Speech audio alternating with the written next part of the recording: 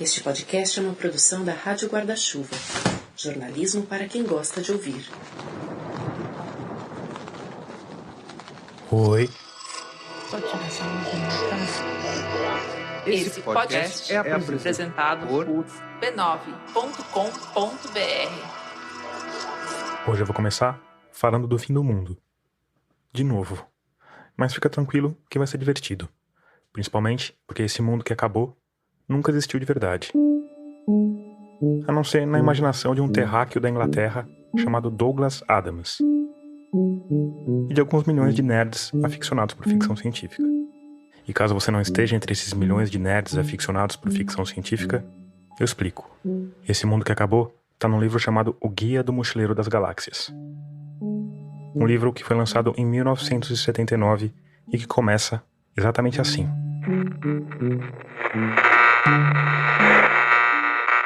Muito além, nos confins inexplorados da região mais brega da borda ocidental desta galáxia, há um pequeno sol amarelo e esquecido.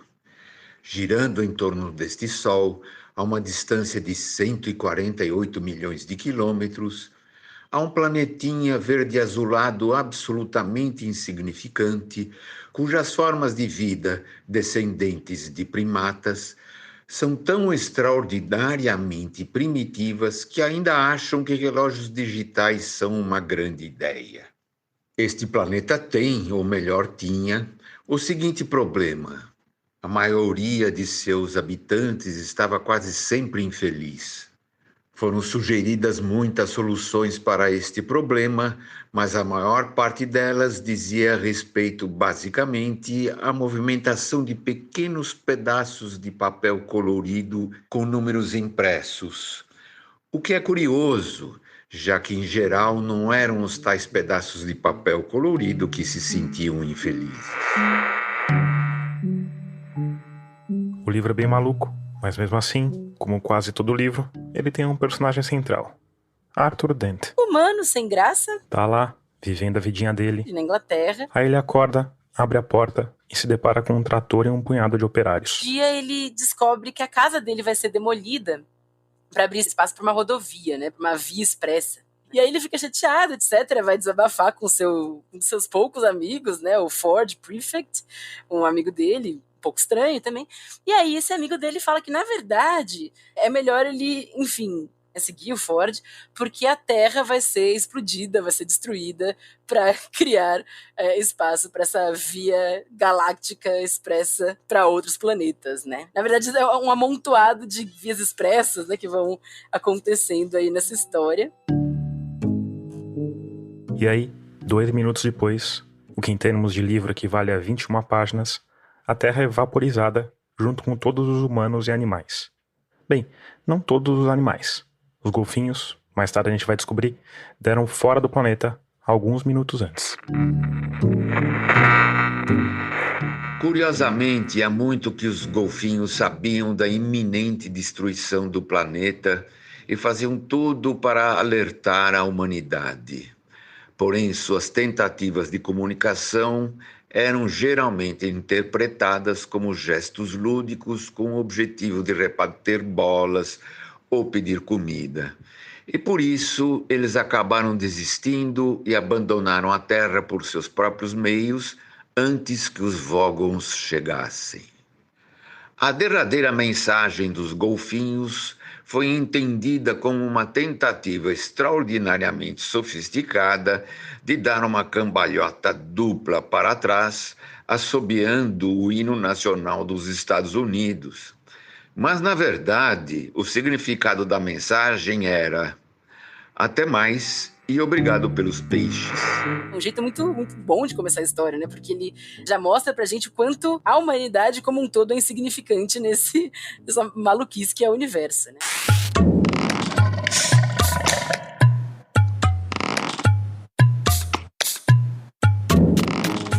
Eu sou Tomás Chiaverini e o 42º episódio de Escafandro já começou. Nele, a gente vai falar sobre como um livro de ficção científica que nasceu como um programa de rádio nos fins dos anos 70 pode estar ajudando a moldar o nosso futuro como espécie.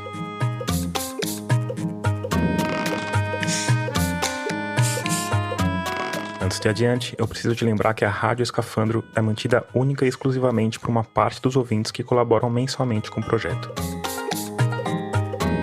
Para se juntar a eles é fácil e rápido. É só ir lá em catarse.me/escafandro ou picpay.me/escafandro e escolher o valor com o qual você quer ou pode contribuir. Com R$5 já dá para apoiar e você ganha acesso a uma área exclusiva do nosso site com algumas entrevistas completas. Além disso, você participa de sorteios de livros que a gente faz de vez em quando e tem o nome registrado na grande galeria de apoiadores, que fica lá, em radioscafandro.com. Outra coisa que pode ser uma boa ideia é seguir a gente nas redes sociais. Eu tô no Twitter, no Instagram e até no Facebook, como Rádio Escafandro ou como Tomás Chiaverini. Antes de continuar a nossa jornada para o universo, eu acho importante você conhecer a nossa companheira de viagem. Cláudia, apresente-se, por favor. Bom, oi, tudo bem? Eu sou a Cláudia Fusco, eu sou jornalista de formação, né? Me formei na Casper Libero, mas eu fiz meu mestrado em literatura, em estudos de ficção científica pela Universidade de Liverpool, na Inglaterra. Então é basicamente o curso mais maluco que eu já encontrei na minha vida. A gente costumava debater coisas tipo o que é ser um morcego e coisas assim. Então sempre foi bem... As pessoas eram muito entusiasmadas, né, nesse âmbito da discussão, do debate. E hoje em dia eu trabalho especialmente com literatura e multimídia, né? Eu sou roteirista, sou escritora, sou leitora crítica e tudo que envolver palavras, ficção científica e fantasia, eu tô dentro. Certo. Então, de volta pro Guia do Mochileiro das Galáxias. E aí, ele acaba conseguindo, né, sair da Terra junto com o Ford, que no meio do caminho ele descobre que era um alienígena. O Ford, esse amigo alienígena do herói, trabalhava para um livro fictício que tem o mesmo nome do livro real, o Guia do Mochileiro das Galáxias, que na verdade não é exatamente um livro, mas um precursor dos nossos tablets. E o Ford estava na Terra havia 15 anos, trabalhando num verbete, justamente sobre o planeta. O Guia do Mochileiro das Galáxias é um livro realmente admirável. Há muitos anos que vem sendo escrito e revisto por muitos redatores diferentes. Contém contribuições fornecidas por inúmeros viajantes e pesquisadores. A introdução começa assim. O espaço é grande, grande mesmo. Não dá para acreditar quanto ele é desmesuradamente, inconcebivelmente, estonteantemente grande. Você pode achar que da sua casa até a farmácia é longe, mas isso não é nada em comparação com o espaço. Mais adiante, o estilo fica mais seco e o livro começa a dizer coisas realmente importantes, como, por exemplo, que o lindíssimo planeta Bertzellamin está agora tão preocupado com a erosão cumulativa causada pela presença de 10 bilhões de turistas por ano, que qualquer discrepância entre o que você come e o que você evacua durante a sua estada no planeta é removida cirurgicamente do seu corpo antes de você partir de lá. Assim, cada vez que se vai ao banheiro, é vitalmente necessário pegar um recibo. As resenhas do Ford viraram poeira cósmica junto com a Terra, mas o conhecimento dele das malandragens espaciais garantiu que ele se salvasse e salvasse um amigo. E eles passam a viver grandes aventuras pelo espaço, né, tentando sobreviver, tentando encontrar um lugar novo para eles, né, especialmente para o Arthur, que perdeu a casa 2 vezes, né? E enquanto isso ele vai conhecendo outros personagens, como o Zaphod Beeblebrox, esse presidente da galáxia, que é um cara completamente insano, de 2 cabeças, que conduz uma das naves mais legais do universo, né, que é a Coração de Ouro, e que é movida por improbabilidade, né?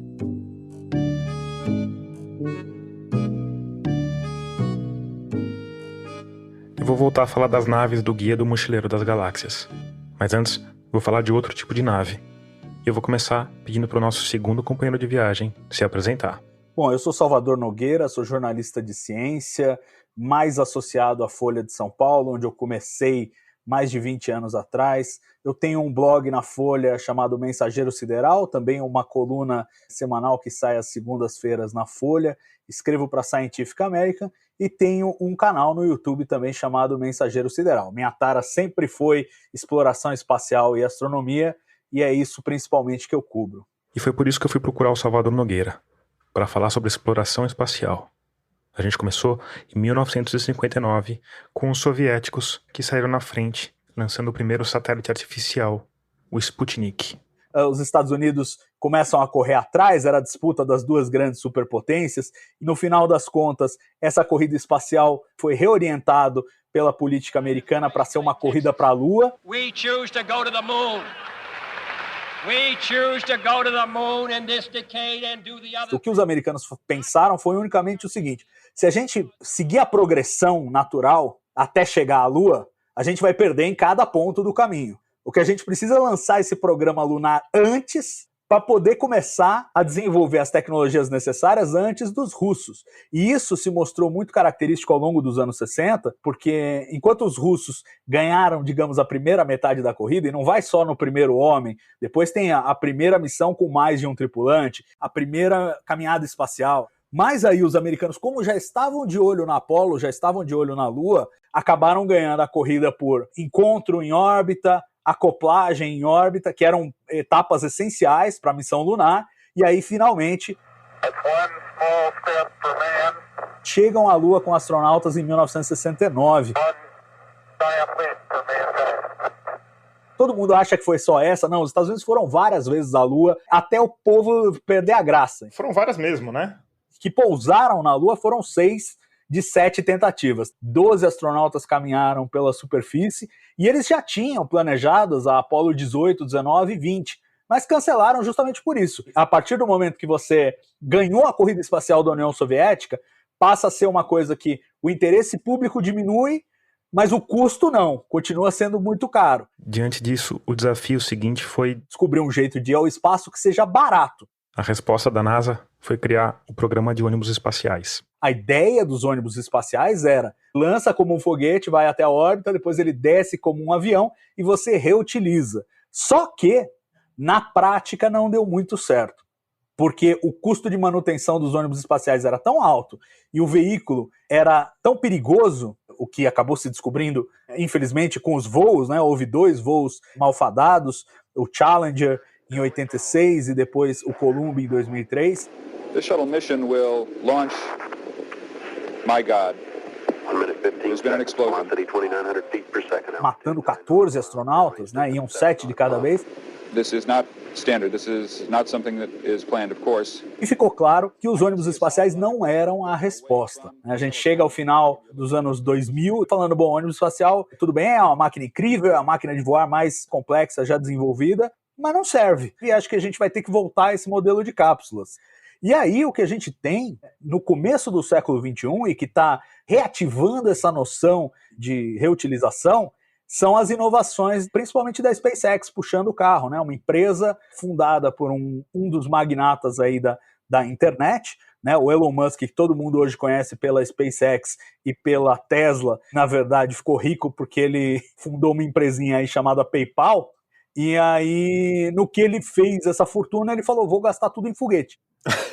e desenvolveu a SpaceX, que por um triz não faliu. O primeiro foguete que eles desenvolveram, os 3 primeiros voos foram fracassados, ele só tinha dinheiro para mais um voo, e se aquele voo não desse certo, era o fim da empresa, e o 4º voo deu certo, e aí eles começaram a desenvolver o Falcon 9, conseguiram contratos com a NASA, e abriram esse caminho para a reutilização, uma coisa que já acontece há alguns anos, mas ainda me espanta. Toda vez que eu vejo aquele primeiro estágio do foguete, depois de gastar o seu combustível, descer e pousar numa balsa no oceano, é uma imagem realmente impressionante. E é só o começo dessa trajetória, porque agora eles estão desenvolvendo um foguete do tamanho do Saturn V, lá, aquele que levou o homem para a Lua, só que totalmente reutilizável, com tecnologias super incomuns e soluções que pareciam até carta fora do baralho, né? Fazer o foguete de aço inoxidável, aí você tem aquela imagem meio Flash Gordon, aquele foguete prateado, mas até agora o programa de testes dele tem sido absurdamente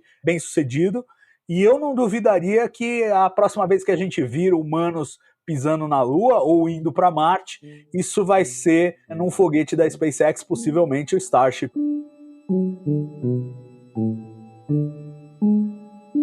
A história do Guia do Mochileiro das Galáxias se estendeu por 5 volumes que na bela edição brasileira da editora Arqueiro totalizaram 783 páginas recheadas das maiores maluquices.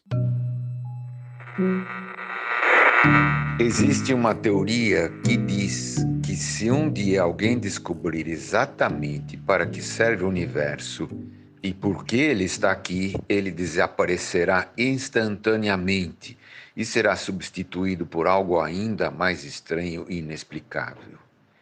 Existe uma segunda teoria que diz que isso já aconteceu.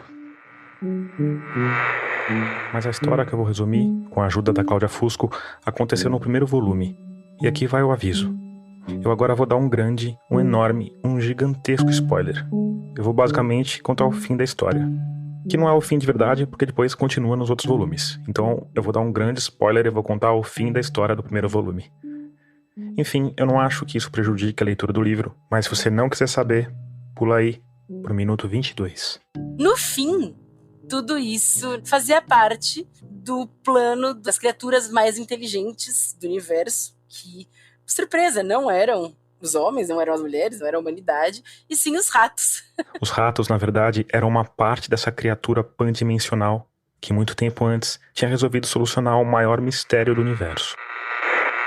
Há muitos e muitos milhões de anos, uma espécie de seres pandimensionais hiperinteligentes, cuja manifestação física no universo pandimensional deles não é muito diferente da nossa, ficaram tão de saco cheio dessas discussões incessantes a respeito do significado da vida, as quais costumavam interromper seu passatempo favorito, o ultra cricket broquiano, que decidiram sentar e resolver esses problemas de uma vez por todas. Para tal, construíram um estupendo supercomputador tão extraordinariamente inteligente que, mesmo antes de seus bancos de dados serem ligados, ele já deduzira, a partir do princípio penso, logo existo, a existência do pudim de arroz e do imposto de renda. Então, esses seres superinteligentes criaram um tal computador, chamado de Pensador Profundo, e perguntaram qual a resposta para a vida, o universo e tudo mais. O computador falou que ok, tudo bem, daria a resposta, mas que isso ia demorar 7.500.000 anos. O prazo causou um certo alvoroço, mas no fim o pessoal se conformou e assim foi. Eles esperaram 7.500.000 anos e aí, no dia da resposta, se reuniram diante do computador que disse apenas 42, que, eu não sei se você reparou, é também o número do episódio de hoje. Pode ser coincidência, pode não ser. Tem algum significado nesse 42? Imagino que deve ter alguns amigos seus estudando isso, dedicando a vida a isso, né? Tem gente brigando até hoje, jogando café quente até hoje um no outro, discutindo isso, não é brincadeira. Mas tem de tudo, assim, tem desde números de átomos, números de neutrinos, as pessoas viajam, assim, mas a gente nunca vai ter certeza absoluta, né?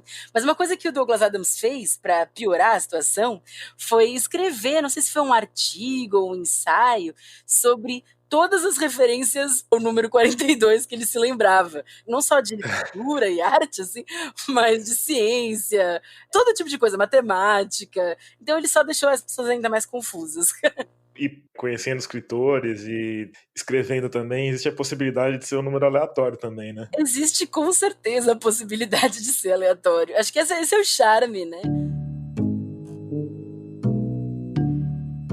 Os tais seres hiperinteligentes pandimensionais não ficaram muito felizes com a resposta. O computador, Pensador Profundo, argumentou que o problema estava na pergunta. A questão fundamental da vida, o universo e tudo mais era uma pergunta de quem não sabia o que estava perguntando. O Pensador Profundo disse também que não era capaz de calcular qual era a tal pergunta, mas podia projetar outro computador, mais complexo, para fazer isso. Aspas para o Pensador Profundo. Um computador de tamanha complexidade sutil e infinita que a própria vida orgânica fará parte de sua matriz operacional. e vocês assumirão uma nova forma e entrarão no computador para operar seu programa durante 10 milhões de anos. Sim, eu projetarei esse computador para vocês e também lhe darei um nome. Ele se chamará Terra. E é isso. A Terra, a vida como a gente conhece, os humanos, os animais, as cidades e os relógios digitais são, na verdade, um grande computador que passou 10 milhões de anos buscando uma resposta. Os ratos, que são parte desse ser supremo, estavam por aqui, inclusive infiltrados nos laboratórios, justamente para estudar os humanos. Então, a gente acaba essa história meio que descobrindo o quanto os ratos cederam para a ciência humana evoluir e o quanto eles se colocaram em situações, em laboratórios que eles não se orgulhavam, mas que eles meio que permitiam esse tipo de comportamento. Mas o objetivo mesmo era controlar esse computador para descobrir a pergunta, cuja resposta era 42. E isso nunca acontece, porque 5 minutos antes de transcorrer o prazo de 10 milhões de anos que o computador ia ficar calculando a tal pergunta, a Terra, que na verdade é o tal computador, é demolida para a construção de uma via expressa intergaláctica. E é de novo o Douglas Adams tentando fazer com que a gente olhe para a realidade de uma perspectiva completamente diferente e desconcertante. Eu tava assim quando tive a ideia para esse episódio, um pouco desconcertado com a realidade. Na verdade, um recorte da realidade. No caso, um imenso foguete feito de aço inoxidável, com aquela forma clássica de foguete de filme de antigamente, fazendo uma elegante manobra antes de se espatifar numa não tão elegante bola de fogo. Eu tô falando do teste mais recente do mais moderno foguete criado pelo Elon Musk, o Starship. Quer dizer, na verdade, a SpaceX avança tão rápido que quando eu tava editando esse podcast, eles fizeram mais um teste. Ou seja, o Elon Musk consegue fazer foguetes mais rápido do que eu consigo fazer episódios de podcast. Mas enfim, segundo ele, um desses foguetes deve fazer o primeiro voo não tripulado até Marte em 2024, daqui a 3 anos. Qualquer cronograma do Elon Musk, você tem que pôr uma pitada de sal em cima, porque eles são sempre muito otimistas. Por outro lado, o que a gente viu no final de 2020, que foi aquele voo de teste de um dos protótipos do Starship... Cara, o que foi aquele foguete? Né? Não, exato, é um negócio absurdo. Você não se cansa de olhar, porque ele é totalmente contraintuitivo em quase tudo que ele faz, mas ainda assim funciona. E aquele teste deixou muito claro que eles estão muito perto de dominar todas as manobras essenciais para o foguete. Eu acho que ainda tem um grande teste pela frente, que é a ideia deles de reabastecimento orbital. Para ir a Marte é essencial. Então você põe ele em órbita da Terra, aí você leva um outro tanque lá para cima, reabastece aquele foguete e aí ele pode ir para Marte. Isso nunca foi feito no espaço. Porque esse que eles voaram, que a gente viu voando, é só a parte de cima, né? Isso, ele é um foguete de 2 estágios. O primeiro estágio vai fazer um pouso mais convencional, como os que a gente vê do primeiro estágio do Falcon 9. E o segundo estágio, que é o que a gente está vendo em teste agora, ele desce de barriga e dá aquela virada no final para pousar na vertical. Mas segundo Salvador Nogueira, para além da engenhosidade tecnológica, tem outros aspectos surpreendentes nisso tudo. Fazerem tudo isso a céu aberto, voarem de monte, construírem foguetes em tendas. A gente tinha aquelas imagens da exploração espacial, aquela sala limpa, ambiente super controlado, e os caras estão construindo esses protótipos tudo no meio do deserto. E faz parte de uma mentalidade que seria impossível a indústria espacial chegar se não fosse a maluquice da premissa do Elon Musk. Porque o Elon Musk diz, o objetivo é botar 1 milhão de pessoas em Marte. Se é para botar 1 milhão de pessoas em Marte, você não precisa ter um foguete. Você precisa ter 100 foguetes iguais para voar juntos e levar 1 milhão de pessoas para Marte. Então, a partir do momento que você tem uma questão de escala, aí a importância é não só você desenvolver o sistema, mas você saber um jeito de fabricar ele em grande quantidade. E isso exigiu adaptações criativas, como, por exemplo, os caras irem construindo lá no meio do deserto, numas tendas, os foguetes, e aos poucos construindo a infraestrutura lá em Boca Chica, no Texas. É até curioso, porque tinha uma cidadezinha ali, um vilarejo muito pequeno, e ele basicamente comprou um vilarejo, né? Falou, não, vocês vão morar em outro lugar, tá aqui o dinheiro, vai...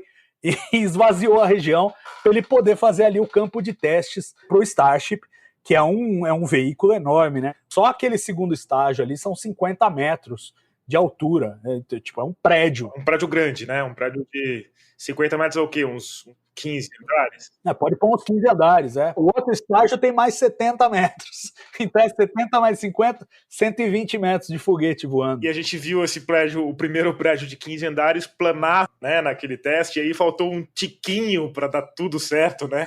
Planar é uma gentileza sua, né? A câmera vai acompanhando, parece que ele está planando, mas ele está caindo.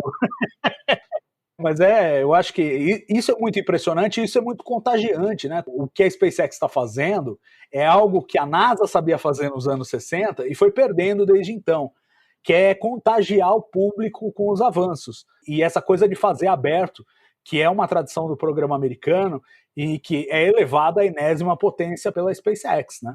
E, Salvador, como é que você vê a figura do Elon Musk, né? Porque ele se coloca como o projetista-chefe ali, né? O cara que está realmente ali tocando a parada junto com os engenheiros, né? E ele não é mais o CEO da SpaceX, né? Acho que desde que ele fumou aquele baseado num podcast, não foi isso? Tiraram ele do cargo de presidência, mas ele continua sendo um cara que tá no comando geral, né? Até que ponto que ele tá mesmo no comando? Como é que você vê a figura desse cara, assim, sabe? Não, ele tá totalmente no comando. E, inclusive, é engraçado. Na verdade, ele já não era o CEO da SpaceX, porque ele deixa o lado comercial com a Gwynne Shotwell, que cuida de vender foguete. O negócio de vender foguete não é com ele.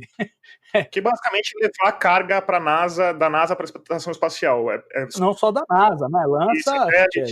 Lança satélite para todo mundo, e agora eles têm essa nova linha de trabalho que deixa os astrônomos loucos, que é eles terem a sua própria constelação de satélites de telecomunicação em órbita baixa, o chamado projeto Starlink, que é a ideia de você fornecer internet rápida, com baixa latência, em qualquer lugar do mundo. Tipo, você tá no Polo Norte, vai ter sinal de internet lá com esse projeto. Baixa latência quer dizer que, como o satélite está numa órbita baixa, o tempo de atraso, de delay da informação é menor, é isso? Exatamente. Mas aí, como eles estão sobrevoando rápido cada região, você tem que montar uma constelação enorme para sempre ter satélite sobrevoando a sua região, não importa o momento. E aí deixa os astrônomos doidos, porque o brilho dos satélites é grande e atrapalha as imagens astronômicas deles. E aí você talvez esteja pensando que a gente voltou pro lado da ficção científica, que a gente está falando de um distópico futuro distante.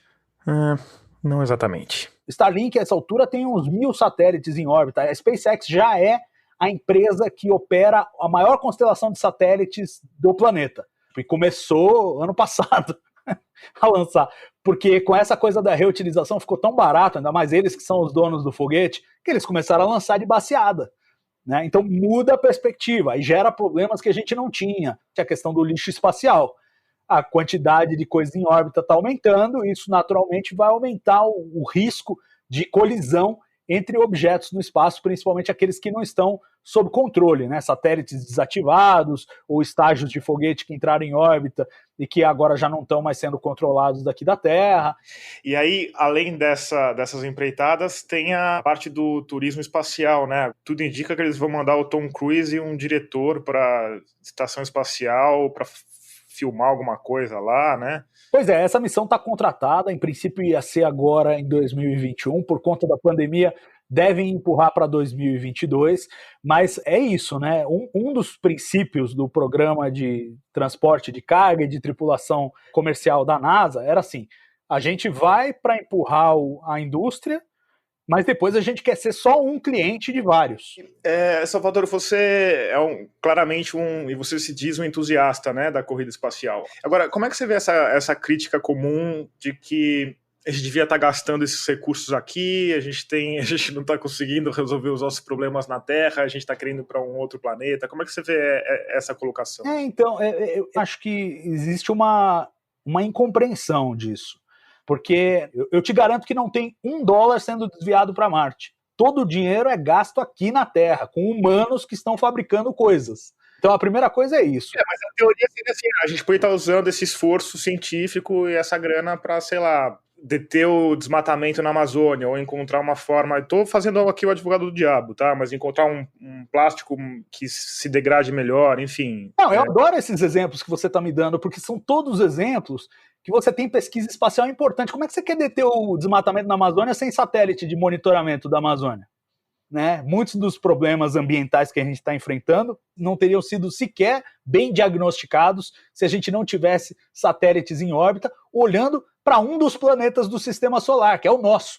Plástico reutilizável. Existe uma demanda enorme dentro da estação espacial para você criar uma ferramenta em que você tenha plásticos que possam ser reutilizados. Então eles têm lá uma impressora 3D, inclusive tecnologia brasileira, e um plástico biodegradável, tecnologia brasileira, que estão a bordo da estação espacial e estão sendo testados ali, porque o astronauta pode fazer uma ferramenta que ele precisa imprimir lá em 3D, depois ele recicla aquele material e faz o próximo objeto que ele precisar. Então, quer dizer, a exploração espacial oferece soluções para a Terra que a gente nunca pensaria se não fosse pela motivação da exploração espacial. Aí entra numa segunda etapa, que é o seguinte: o quanto se incrementa a economia de uma forma geral quando se explora o espaço. Toda a infraestrutura que a gente gasta com internet. A gente poderia dizer, não, gastar dinheiro com internet? Vamos gastar dinheiro com as pessoas que passam fome, não sei o quê. Agora, pensa a quantidade de mercados que se abriram porque a internet se expandiu e se tornou a máquina que é. Então, assim, a mesma coisa faz o espaço. E ele é um motor de imaginação, de engenhosidade, que é essencial. Se você olhar os spin-offs que eles chamam, né, a quantidade de tecnologias que é produzida por conta da exploração espacial, mas depois se reverte no nosso mundo cotidiano, é uma quantidade absurda.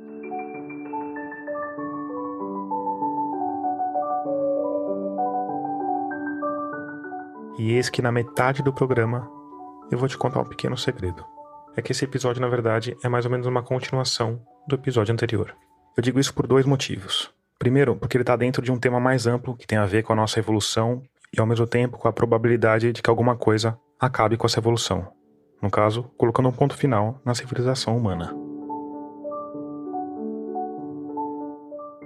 Essa possibilidade de uma grande hecatombe, da qual a gente falou bastante no episódio anterior, é um dos motivos por trás da obsessão do Elon Musk com Marte. Ele diz que a gente não sabe o que vai acontecer com a Terra e que por isso é bom ter uma alternativa na manga. E Marte não necessariamente é essa alternativa, mas ir até lá é um primeiro passo. Aliás, não só ir, como voltar. O Elon Musk falou, bom, a gente precisa ter um foguete que a gente possa reabastecer em Marte. Qual é o combustível ideal para esse foguete? E aí ele chegou à conclusão de que é melhor fazer o motor movido a metano, porque metano é muito fácil de fabricar em Marte. Basta você tirar dióxido de carbono na atmosfera e tirar o hidrogênio que está na água, que tem no subsolo de Marte, tem gelo a dar com pau, e você, por esse processo, gera metano que você pode reabastecer o foguete. É um processo químico bastante conhecido. Claro, é preciso testar se ele funciona em Marte antes de mandar a gente para lá, mas não tenha dúvida de que os primeiros lançamentos vão ser para testar justamente o potencial de fabricação do combustível e a possibilidade de fazer um voo de retorno. Então, para você ocupar Marte, você vai precisar usar o que tem lá, não tem jeito.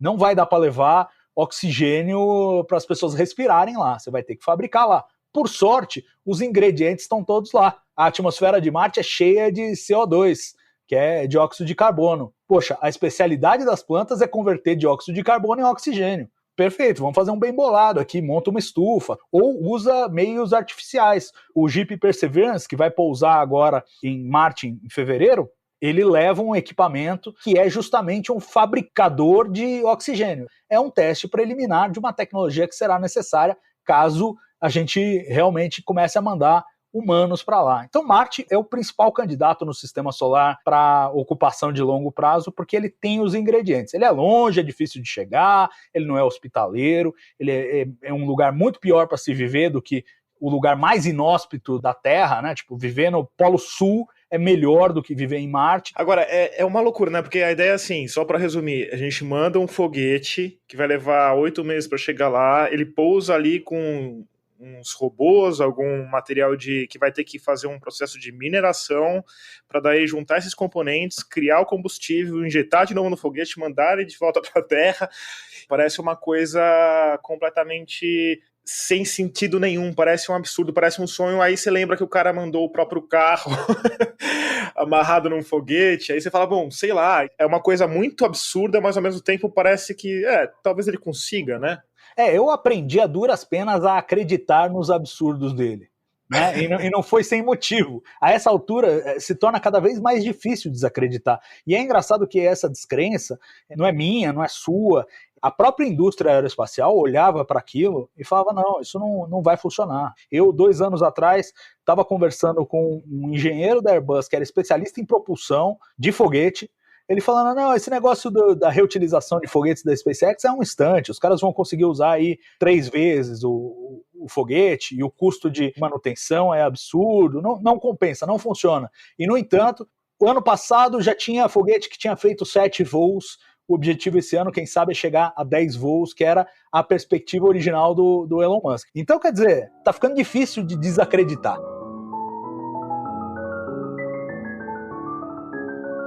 Se você me perguntar, você acha que ele daqui 2 anos está lançando um Starship para Marte? Acho que não. Daqui 4 anos? Talvez. Mas não para voltar, só para ir. Então manda um para ver se pousa. Aí o próximo pode ser que já vá com equipamento para tentar fabricar o combustível para voltar? Pode ser. Então em 6 anos.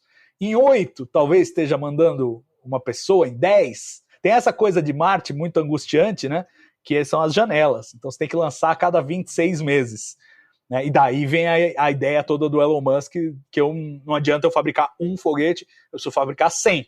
Porque quando abre a janela, tem que lançar um monte. Senão até eu colocar 1 milhão de pessoas em Marte vai levar 1 milhão de anos. E esse não é o plano.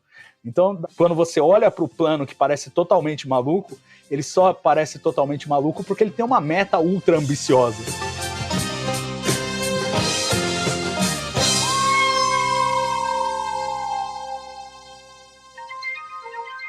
O Guia do Mochileiro das Galáxias não nasceu como livro. This is the story of the Hitchhiker's Guide to the Galaxy. Perhaps the most remarkable, nasceu como um programa de rádio da BBC. Ever to come out of the great publishing... Programas de rádio, para quem não sabe, era um tipo de podcast que passava só uma vez. Você tinha de escutar no horário certo ou não escutava mais. A forma de medir a audiência dos programas de rádio era complicadíssima. Então, mesmo depois do programa ir pro ar, o Douglas Adams não sabia realmente se tinha alguém escutando todas aquelas maluquices intergalácticas. Ele só descobriu que tinha gente escutando, e muita gente, quando lançou o primeiro livro, que era uma adaptação do programa de rádio, e foi parar direto no topo da lista dos mais vendidos do Sunday Times. Desde aquela época, o livro não parou de vender. Foi adaptado para o cinema num filme que é bem divertido e agradável de assistir, e já vendeu mais de 15 milhões de cópias. Foi um sucesso estrondoso, né, na época de publicação. Cláudia Fusco de volta. E acho que talvez o legado mais emblemático, assim, né, tenha sido realmente o Dia da Toalha, né? O Guia do Mochileiro das Galáxias faz algumas afirmações a respeito das toalhas. Segundo ele, a toalha é um dos objetos mais úteis para um mochileiro interestelar, em parte devido ao seu valor prático. Você pode usar a toalha como agasalho quando atravessar as frias luas de Jaglambeta. Pode deitar-se sobre ela nas reluzentes praias de areia marmórea de Santragino V, respirando os inebriantes vapores marítimos. Você pode dormir debaixo dela sob as estrelas que brilham avermelhadas no mundo desértico de Cacrafum. Pode usá-la como vela para descer numa mini jangada às águas lentas e pesadas do rio Moss. Pode umedecê-la e utilizá-la Dia 25 de maio, né? É o dia de falecimento do Douglas Adams e acabou se tornando essa data muito importante para nerds ao redor do mundo, que é o dia que você usa sua toalha de forma ostensiva, de forma festiva, para mostrar para todo mundo que você gosta de Guia do Mochileiro das Galáxias, né? Nossa, eu não sabia que tinha esse dia. Tinha, pois é, tanto que ele virou também, depois tornaram esse dia um pouco mais mercadológico, assim, ele virou o dia do orgulho nerd, né? Mas maio é um mês cheio de celebrações, assim, da cultura nerd por conta do Douglas Adams mesmo. E naturalmente pode usá-la para enxugar-se com ela se ainda estiver razoavelmente limpa. 10 entre 10 editores vão dizer que o fracasso ou o sucesso de uma obra literária nunca é totalmente explicável. Mas no caso do Guia, eu me arrisco a dizer que muito desse sucesso tem a ver com um tempero que no final da década de 1970 ainda assustava boa parte dos autores de ficção científica. Eu tô falando do humor. Pra mim foi muito subversivo que o Douglas Adams conseguisse fazer tanto humor com ficção científica. Em geral, na academia de ficção científica, a gente fala, né, como se estivesse todo mundo puxando ferro com livros gigantes, né? Mas é o pessoal que estuda, né, ficção científica. Mas isso é um tabu. O humor costuma ser um pouco de tabu, assim, porque a ficção científica ela tem um certo apreço, assim, uma certa vontade de ser lida como um gênero sério de literatura, né? E tem grandes obras, né? 1984, Frankenstein, todas as distopias que a gente conseguia imaginar, que ganharam esse patamar assim, de importância, né? São obras de ficção científica. Então, alguns autores são muito bem sucedidos nessa pose, né? E aí veio Douglas Adams e outros caras contemporâneos a ele também, ele não foi o único, mas que realmente souberam dar risada da sisudez da ciência, da sisudez da ficção científica, de forma constante, assim, né? Então, ele realmente se preocupou em fazer essa obra extremamente bem-humorada, extremamente engraçada, e ao mesmo tempo muito paranoica e muito desesperadora sobre o futuro da humanidade, o futuro do universo, né?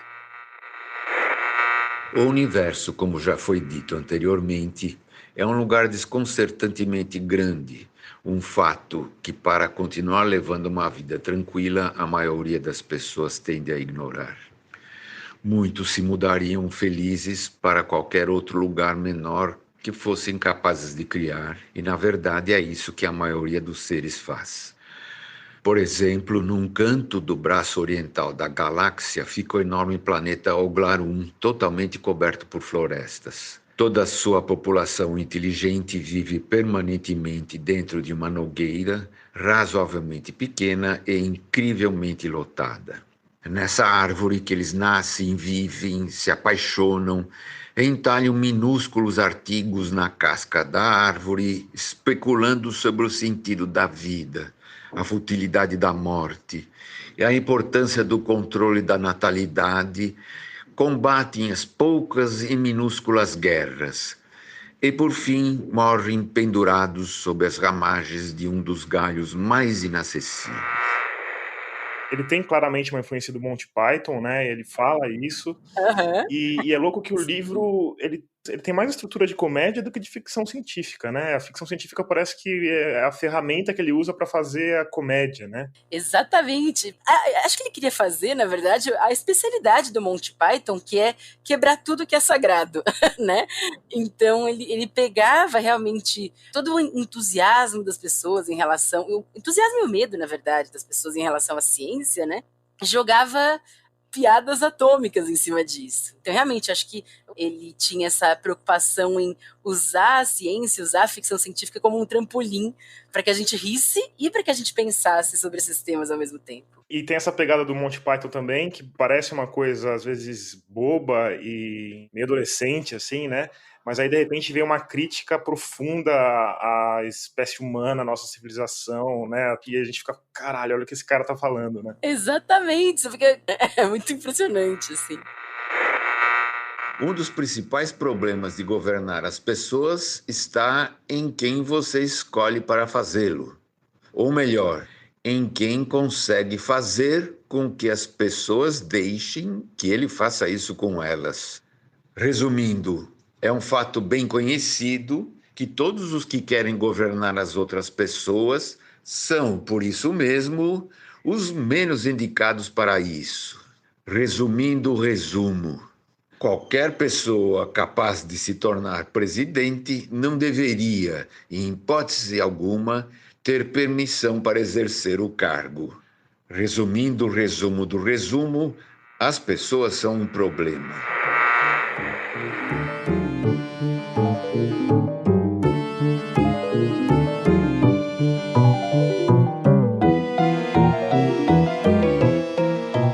Claro que isso dificilmente daria certo se o Douglas Adams não fosse um cara ligeiramente amalucado. Douglas Adams tinha muita preocupação com o meio ambiente, e um dia ele teve a ideia brilhante de subir o Monte Kilimanjaro vestido de rinoceronte branco para chamar a atenção para as causas ambientais, para extinção dos rinocerontes, né? Então, tem várias fotos. Sério? Dele subindo o Kilimanjaro todo suado, muito mal, porque era uma fantasia gigante de rinoceronte e ele tá lá, claramente muito exausto, subindo o monte. Essa foto, claro, tá lá no nosso Instagram. Dizem as lendas, assim, que ele faleceu muito jovem porque ele ficava muito ansioso com a visibilidade que ele tinha, assim. Ele passava realmente um pouco mal, assim, né, com o tanto de importância que o Guia do Mochileiro das Galáxias recebeu, né, então... Ele era um cara muito peculiar mesmo, Douglas Adams, né? E por falar em caras muito peculiares... Agora, Salvador, quando a gente fala em Elon Musk, tem várias camadas de maluquice, né? Ele falou, por exemplo, de estourar bombas nucleares em cima dos polos de Marte para aquecer o planeta e gerar um processo de terraformação, né? Eu acho assim, ele jogou isso, né? Não, é o problema da nossa era, né? O cara joga uma ideia no Twitter, de repente parece que é um plano dele. Não, no final essa não é uma ideia viável. E aqui é importante deixar uma coisa bem clara. Isso aqui não é a sociedade de admiração do Elon Musk. Elon Musk faz muita bobagem, fala muita bobagem, comete um monte de erros. Então, por exemplo, a atitude dele perante a pandemia foi medonha. Em março do ano passado, quando a Covid ainda estava no começo, ele disse que acidentes de carro eram mais perigosos do que o vírus. Meses depois, colocou em questão a eficácia dos testes. Na época que os meninos ficaram presos lá numa caverna, acho que na Tailândia, na Indonésia, não me lembro muito bem. Em 2018, 12 meninos acabaram presos numa caverna na Tailândia e mergulhadores organizaram uma complexa expedição de resgate. Na época, o Elon Musk ofereceu ajuda, o chefe dos mergulhadores recusou, a coisa virou um bate-boca que terminou com um bilionário dizendo sem qualquer prova que o mergulhador era pedófilo. Ele ainda não entendeu que o que ele fala tem consequências e consequências sérias. E a essa altura acho que ele nem se importa mais. Então, assim, ele tem essas atitudes impensadas, ele não é um ser humano perfeito, ele não... Agora, a gente não pode negar o brilhantismo onde ele existe. Além disso, ele simplesmente se tornou agora o homem mais rico do mundo. Então, não é exatamente um cara que não está sabendo o que tá fazendo no nosso sistema capitalista também, né? O que eu acho mais dramático é o seguinte, a essa altura ele já teve tantas ideias absurdas que deram certo, que o meu medo é ele se achar infalível. Né? E ele tem ideias controversas, ele tem aquela coisa toda do Neuralink. Isso, eu ia chegar aí. Eu acho complicada. Para resumir, o Neuralink, que está sendo desenvolvido pelo Elon Musk, é um microchip para a gente instalar no cérebro. Nesse ano teve uma apresentação da tecnologia usando porcos que foi, vamos dizer, estranha. O Elon Musk começou dizendo que o objetivo desse pedacinho de distopia é restabelecer o movimento de pessoas paraplégicas. Como se você instalasse uma conexão Bluetooth entre o cérebro e as pernas. Aí, na apresentação, quando abrem para a pergunta, alguém levanta a hipótese de que o implante pudesse armazenar as nossas memórias que pudessem ser tocadas depois. Will you be able to save and replay memories in the future? O Elon Musk diz que sim, que é possível. Yes, I think in the future you will be able to save and replay memories. Depois diz que aquilo tá ficando meio parecido com um episódio de Black Mirror. I mean, this is obviously sounding increasingly like a Black Mirror episode. E completa dizendo que o futuro vai ser um lugar meio estranho mesmo. The future is going to be weird. A sua crítica tem a ver com a funcionalidade ou com como isso pode ser aplicado? Eu vejo o problema de ponta a ponta. Primeiro, a questão ética. Como você vai testar isso? Porque enfiar eletrodo na cabeça das pessoas não é uma boa ideia a princípio. Então começa daí. A dificuldade de implantação da tecnologia de uma maneira ética, que você saiba que não vai estragar o cérebro das pessoas. De todas as coisas, a pior que você poderia estragar é o cérebro. O segundo ponto é o seguinte, funciona ou não funciona? A gente não sabe, porque a gente não sabe nem se é seguro. Eu também não acredito que funcione. Eu também não acredito que a gente vá conseguir fazer um aumento significativo da capacidade de processamento do cérebro por meio de implantes artificiais. E aí a terceira coisa, que eu acho que é o que você estava tocando, são os riscos. O cérebro que tem tecnologia implantada nele é um cérebro hackeável? Eu preferia o meu cérebro sem Bluetooth, se eu pudesse escolher. Agora, além dessas críticas que você colocou e olhando para as empreitadas do Elon Musk, eu tenho a impressão, não sei se você compartilha disso, que ele está olhando para o futuro da espécie humana, né? Então ele está investindo em transporte, em tecnologia mental, em comunicação, E tudo isso tem muito a ver com essa ideia, de novo, de expandir a raça humana, né? Ele fala muito sobre isso. A gente não sabe quanto que a Terra vai durar, de repente vem um asteroide. Essas coisas viralizam muito, mas, de qualquer forma, tem esse peso de mudança na humanidade, né? Como é que você vê essa relação entre a ida para o espaço e o futuro da nossa espécie como espécie, sabe? Em termos de evolução mesmo? Eu acho que o Elon Musk apresenta uma das visões que justificam, né, a expansão para o espaço, e não é uma visão absurda. A própria comunidade científica enxerga vários riscos existenciais crescentes para a humanidade, muitos dos quais criados por ela mesma. O clichê é o asteroide, né? Porque o asteroide já matou os dinossauros, então a gente sabe que ele é capaz. Mas tem outras ameaças existenciais. A gente vê a questão da mudança climática, que pode ser um risco existencial para a humanidade, sim. A gente tem cada vez mais gente para alimentar e ecossistemas colapsando, e daqui a pouco a gente não sabe se a gente consegue alimentar todo mundo que a gente tem para alimentar. Tem outros riscos existenciais, essas novas tecnologias. A gente fala da inteligência artificial, e muita gente pensa na inteligência artificial como a super inteligência que vai destruir a Terra, mas a gente está vendo como uma quantidade módica de inteligência artificial, qual seja algoritmos ditando o que você vê nas suas redes sociais, colapsando completamente os nossos sistemas de governança. Então não precisa muita inteligência artificial para ela ser um perigo. Acaba com o Viking sentado no Capitólio, né? Exatamente, é só um pinguinho de inteligência artificial, você já tem efeitos desse tamanho. Então, assim, tem muitos riscos existenciais, essa é uma avenida.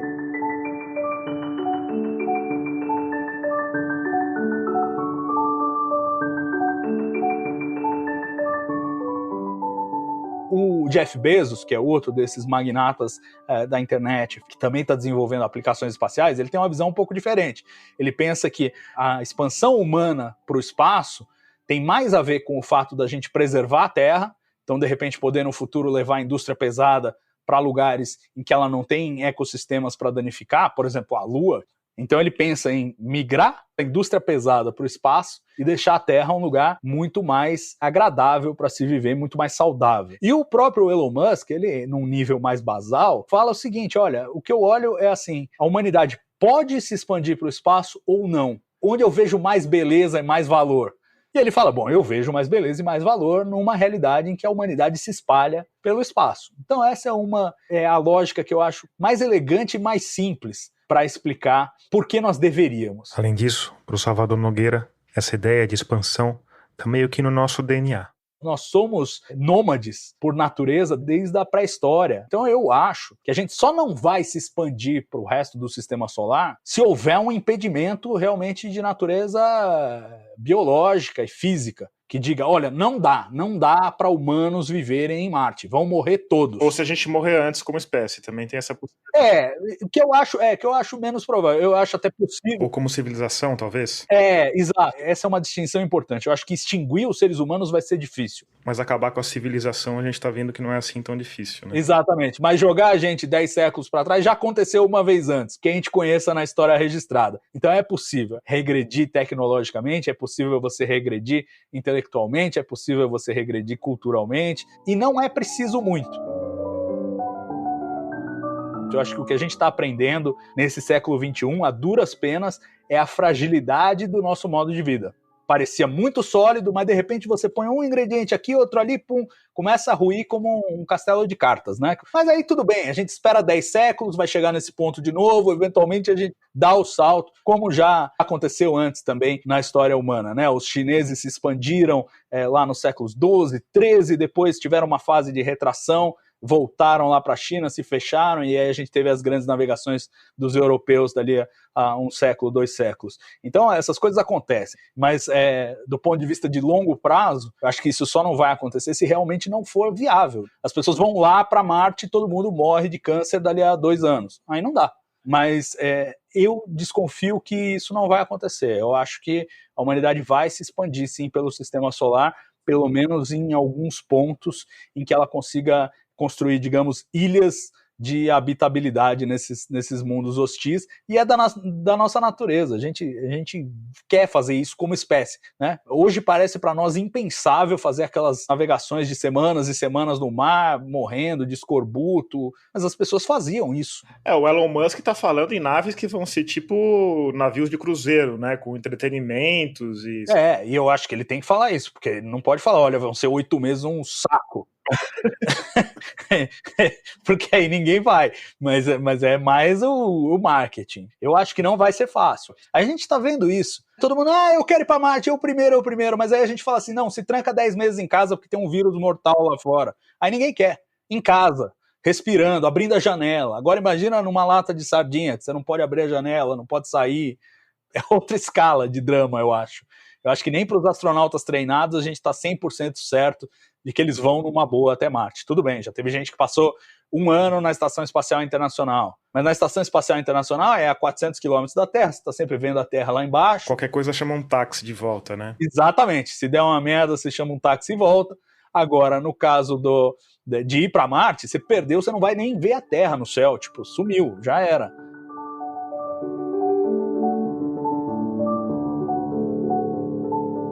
E aí, minuto 55 do episódio, você talvez esteja aí se perguntando: o que as maluquices espaciais do Guia do Mochileiro das Galáxias têm a ver com as maluquices espaciais do homem mais rico do mundo? Pois eu te digo que tem tudo a ver, meu caro ouvinte. Tem tudo a ver.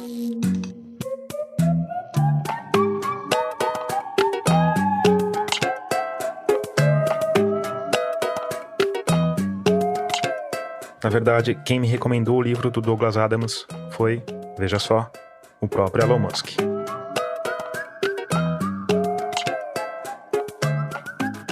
E não, eu não costumo socializar com gênios bilionários. Mas como eu disse, no começo do ano eu estava embasbacado com os testes da Starship e passei uma tarde inteira estupidificado, rendido aos algoritmos do YouTube, mergulhando cada vez mais fundo no mundo do Elon Musk. Até que cheguei em um vídeo em que ele falava que o Guia do Mochileiro das Galáxias era um dos livros mais incríveis que ele já tinha lido. The best book I read on that was Douglas Adams' Hitchhiker's Guide to the Galaxy. E que o Douglas Adams era um dos maiores filósofos da humanidade. Douglas Adams is one of the great philosophers of all time. Que não era reconhecido como tal, Not recognized as such, but he is. Mas que era. E aqui a gente finalmente chega no segundo ponto de contato desse episódio com o episódio anterior. Porque justamente quando eu vi esse vídeo, eu tinha acabado de entrevistar a bióloga Mercedes Okumura, e a gente tinha falado sobre como essa mistura de genética e cultura molda a humanidade de um jeito tão fascinante. E aí eu comprei o Guia do Mochileiro das Galáxias, comecei a ler, e de repente, o mundo do Elon Musk parecia o mesmo mundo do Douglas Adams. Porque o livro fala de naves humanas colonizando outros planetas, de implantes neurais e da realidade virtual sendo indistinguível da realidade, coisa que o Elon Musk também já falou. Isso sem falar nas pitadas de nonsense. Enquanto o Douglas Adams fala de sofás flutuando no espaço, o Elon Musk mandou um carro conversível para o espaço. Se você não sabe do que eu tô falando, isso não é modo de dizer. Ele realmente colocou um modelo esportivo do Tesla num foguete e lançou num vácuo com direito a um manequim ao volante e a David Bowie como trilha sonora. Ground control to Major Tom. Ground control to Major Tom. Take your protein pills and put your helmet on. E detalhe, no painel do carro dava para ler a frase Don't panic, não entre em pânico, que é nada mais nada menos do que o slogan do Guia do Mochileiro das Galáxias. This is ground control to Major Tom. You've really made the grade. And the papers want to know whose shirt you wear. E aí eu fiquei pensando nisso, porque hoje, goste ou não do que ele faz, eu acho difícil imaginar que alguém, como indivíduo, esteja fazendo mais para moldar o nosso futuro como espécie do que o Elon Musk. E talvez uma boa parte dessas ideias mirabolantes tenham sido colocadas lá no cérebro biológico do Musk por um livro meio bobo e meio profundo que nasceu despretensiosamente como um programa de rádio para adolescentes. Em outras palavras, por causa da cultura, da linguagem e da comunicação, as ideias que o Douglas Adams teve quando estava bêbado, deitado no gramado de um parque, talvez tenham mais peso no que a gente vai ser daqui a 1000 anos do que a seleção natural atuando nos genes da humanidade inteira por, sei lá, centenas de milhares de anos. Enfim, eu respirei fundo, tomei coragem e perguntei sobre essa ideia maluca para Cláudia Fusco. Ela riu. Então, é muito maluco, mas, em geral, o exercício de imaginar o futuro, ele cria raízes dentro da gente, né? Por exemplo, ler o Guia do Mochileiro das Galáxias quando eu era novinha, ou ter assistido aquele filme do Minority Report, que é inspirado num livro de outro autor de ficção científica, né, o Philip K. Dick, me influenciaram a ponto de eu fazer minha vida, minha carreira ao redor desse imaginário, né? Então, muitas pessoas fizeram isso também, né, de formas talvez não tão diretas, né, mas como engenheiros, como astrônomos, como cientistas, né? Mas qual que é o lance do Elon Musk? Eu acho que ele escolheu, depois de Star Wars, a ficção científica mais popular do mundo, assim, né? Uma das mais populares do mundo, né? Porque o trunfo do Douglas Adams era justamente chamar a atenção para alguns temas que as pessoas não leriam de outras formas, né? Então, o Elon Musk, ele de certa maneira também está tentando fazer isso, né? Ele escreveu Don't Panic, né? No carro que ele lançou lá no espaço. No carro que ele lançou, aquele carro voando no foguete, Cláudia, me parece uma coisa que você podia encontrar num capítulo do Guia dos Mochileiros da Galáxia tranquilamente. De repente passou um carro conversível voando junto com o sofá, e um cara dirigindo e vindo desde boa. Exatamente. O que eu acho que o Elon Musk está tentando fazer, usando esse, né, o Guia do Mochileiro das Galáxias como filosofia mesmo, assim, é trazer um interesse muito renovado, muito potente na ciência de novo, né? Ele tem feito muitas coisas que estão entre a ciência e o espetáculo, coisas que a gente nem imaginava que a gente podia ver, né, no nosso mundo, assim. A gente se diverte. Salvador Nogueira. Com as coisas que ele faz. Não é só que elas são espetaculares, mas elas são divertidas. Essa coisa do carro, ele precisava pôr um peso lá. Mas o que ele vai pôr? Ele põe um carro e o simbolismo daquilo, né? Porque é uma imagem tão identificável, ela é ao mesmo tempo absurda, mas identificável. Você consegue se imaginar naquele carro vagando pelo espaço, indo na direção de Marte. Me parece ser essencial do ser humano que a gente primeiro sonha as coisas e depois a gente realiza. E de forma não infrequente, os sonhos de início parecem impossíveis, até que a gente encontra um meio de realizá-los. Eu acho que essa é a história da nossa espécie, se a gente olhar pelo lado mais luminoso.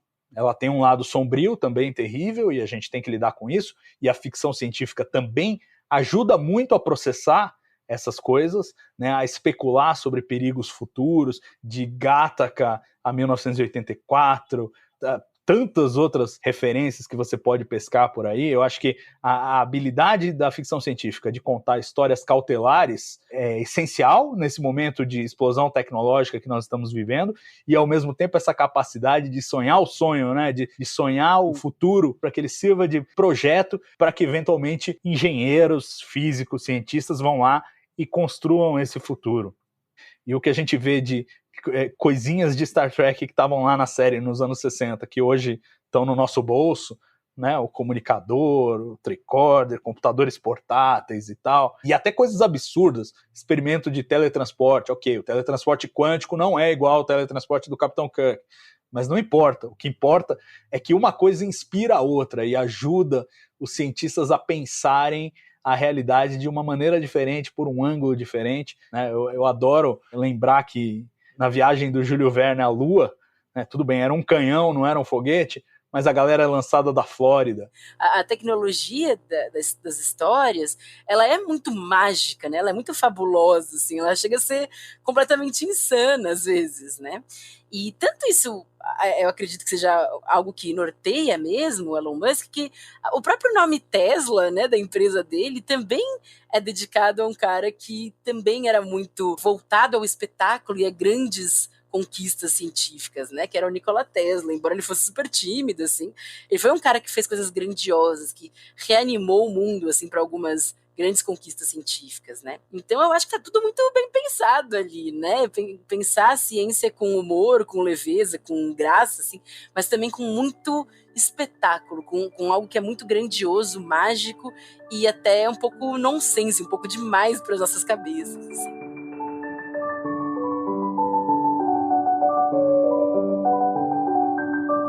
E Salvador, você vê a gente mudando como espécie nesse processo, assim? Você acha é uma coisa muito recorrente na ficção científica, né? Tem aquele livro best-seller lá do século passado, Eram Deuses os Astronautas, né? Como é que você vê essa ideia? Bom, eu acho que é inevitável, né, que a gente mude como espécie se a gente se estabelecer e realmente morar e tiver gerações e gerações e gerações em outros mundos, mesmo aqui no sistema solar, porque a gente sabe que é um dos processos de especiação, né, é o isolamento geográfico. Você pega uma espécie só, aí você separa lá os tentilhões das Galápagos, cada um numa ilha.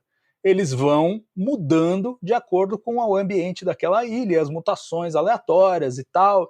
É inevitável que aconteça ao longo de muito tempo, né? Quer dizer, a evolução ela é lenta. Então, se você tiver a colonização de Marte e uma civilização estável em Marte, não é inconcebível que dali a, 200 mil anos, 300 mil anos, seja outra espécie, até incompatível geneticamente com o humano, se bobear. Até porque o processo seletivo lá, de seleção natural, vai ser mais agressivo, porque é um ambiente mais desafiador. Nem todo mundo vai se adaptar bem o processo de seleção, ao passo que aqui na Terra está todo mundo mais ou menos adaptado. Mas eu adoro essa ideia de que no futuro longínquo, de repente a gente explora até outras estrelas, e daqui a bilhões de anos, os alienígenas somos nós, né?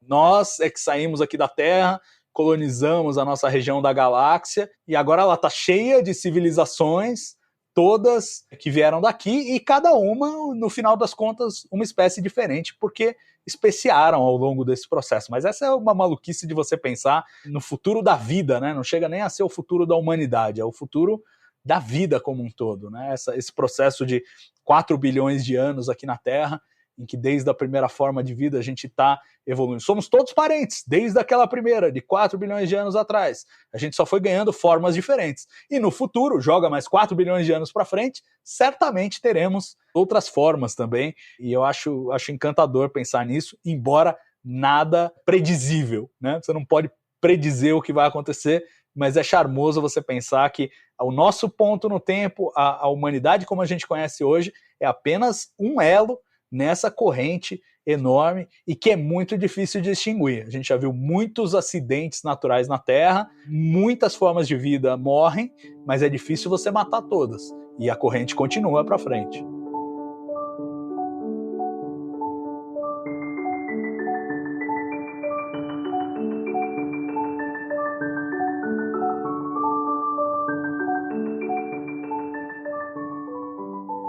Antes de terminar, eu tenho 2 recados.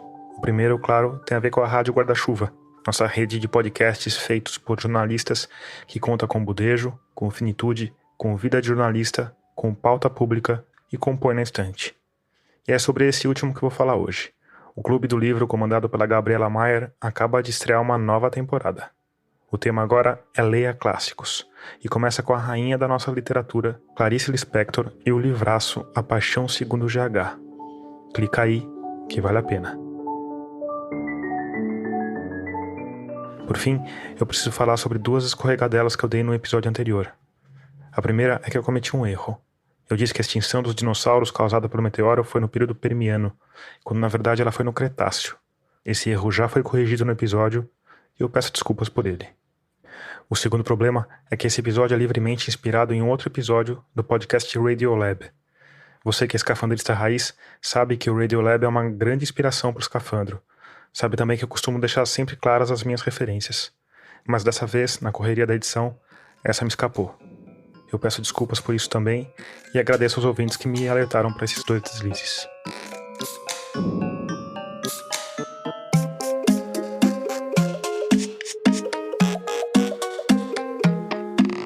Agora sim, termina aqui o 42º episódio de Escafandro.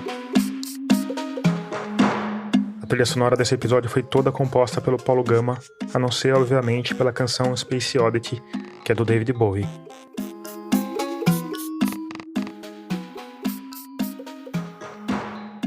A leitura dos trechos do Guia do Mochileiro das Galáxias foi feita pelo Dario Chiaverini.